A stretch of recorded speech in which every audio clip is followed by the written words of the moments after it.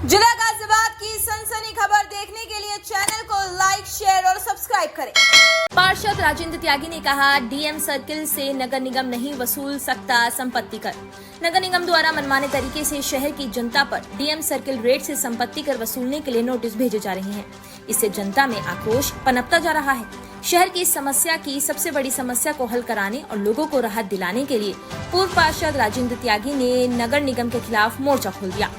RWA federation के colonel Tejendra Pal Singh त्यागी, Kavi Nagar RWA के अध्यक्ष दीपक गुप्ता, पूर्व पार्षद Himanshu Mittal, south side industrial association के अध्यक्ष महेश अग्रवाल के साथ पूर्व पार्षद राजेंद्र त्यागी ने आज प्रेस कॉन्फ्रेंस की और स्पष्ट रूप से कहा कि नगर निगम की मनमानी बिल्कुल नहीं चलने दी जाएगी। उन्होंने नगर निगम नियमावली का हवाला देते हुए कहा कि नगर आयुक्त डीएम सर्किल रेट लागू नहीं कर सकते हैं। बोर्ड से प्रस्ताव पास होने के बाद ही कुछ हो सकता है। निगम बोर्ड ने ऐसा कोई प्रस्ताव पास नहीं किया जिसमें संपत्ति कर डीएम सर्किल रेट से वसूला जाए। उन्होंने कहा कि नगर आयुक्त और मेयर को इस संबंध में पत्र भेजा गया है। सीएम योगी, प्रमुख सचिव आवास विकास को भी पत्र की प्रतिलिपि भेजी गई है। यदि मेयर व नगर आयुक्त डीएम सर्किल रेट से संपत्ति कर वसूलने की कार्यवाही नहीं रोकता है तो वह हाई कोर्ट का दरवाजा खटखटाएंगे।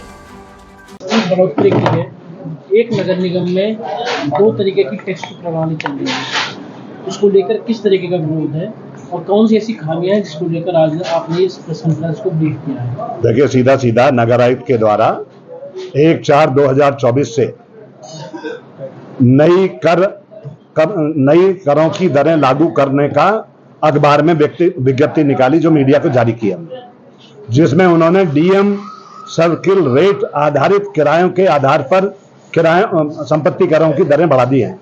जो वर्तमान जो दर है हमारे संपत्ति करों की, उनके 3 से 4 गुना हो गई है। किसी भी हालत में और किसी भी तरह से ये उचित नहीं है और किसी भी हालत में हम इसको स्वीकार नहीं करेंगे। इसलिए आज हमारे पास RWA फेडरेशन साथ बैठी थी, इंडस्ट्रियल फेडरेशन साथ बैठी थी। हमने हर स्तर पर अपनी बात पहुंचाई है। आपके माध्यम से भी कहना चाहते हैं कि डीएम सर्किल रेट अव्यावहारिक दृष्टिकोण है। नगर निगम अधिनियम में केवल यही एक आधार नहीं दिया हुआ है, और भी अन्य 3 आधार दिए हुए हैं। और शासन ने भी जो पत्र भेजा है नगर आयुक्त को, उसमें साफ साफ लिखा है अपने स्तर से 174 के तहत अपने अधिकारों का इस्तेमाल करें और किराए की न्यूनतम दरें निर्धारित करें। कहीं भी शासन के पत्र में अधिकतम नहीं लिखा है। डीएम सर्किल रेट अधिकतम किराया है। उसके अलावा भी 3 विकल्प हैं, तो हम बाकी विकल्प क्यों नहीं अपना रहे हैं? तो ये जो 3 से 4 गुना एक साथ किराए बढ़ाने की तैयारी है, वो गलत है। आपने जो कहा, ये एक चालाकी कर रहे हैं नगर निगम के अधिकारी। जो पुराने टैक्स लगे हुए हैं उन पे तो इस साल बढ़ा नहीं रहे, लेकिन जो पहली बार जिन संपत्तियों पर टैक्स लग रहे हैं उन पे नई दरों से लगा रहे हैं, जो गलत है। नगर निगम एक है, एक ही फाइनेंशियल ईयर में नागरिकों पे 2 दरों के आधार पे टैक्स नहीं लगाए जा सकते। पुरानों पे कुछ और, नए पे कुछ और। ये अवैधानिक है, इल्लीगल है, अव्यवहारिक है।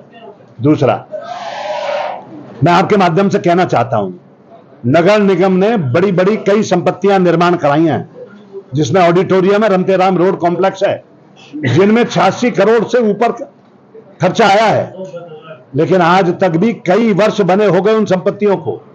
नगर निगम उन्हें डीएम सर्किल रेट आधारित किराए पर नहीं उठा पाया है।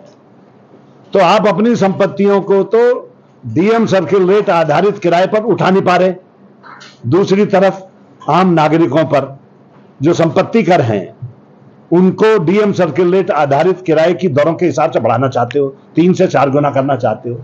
तो ये अव्यवहारिक दृष्टिकोण है, ये लोगों के साथ गलत धोखा है और ये हठपूर्वक कर रहे हैं। नगर आयुक्त को अधिकार नहीं है, ये बोर्ड को अधिकार है।